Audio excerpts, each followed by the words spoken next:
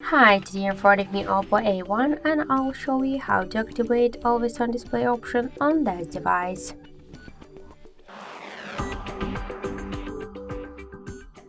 So first we should get the Always On Display application from the Play Store. That's why in the search we'll enter the Muviz Edge app. And now we should get this application. That's why tap the install button and wait a couple of seconds.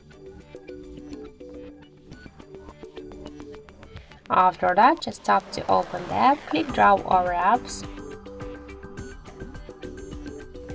and you should find here Muviz Edge application. Just tap on the switcher and go back to the application.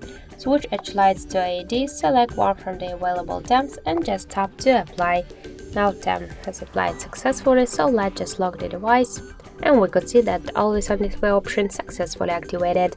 Thank you for watching, and if you like this video, leave thumbs up and subscribe.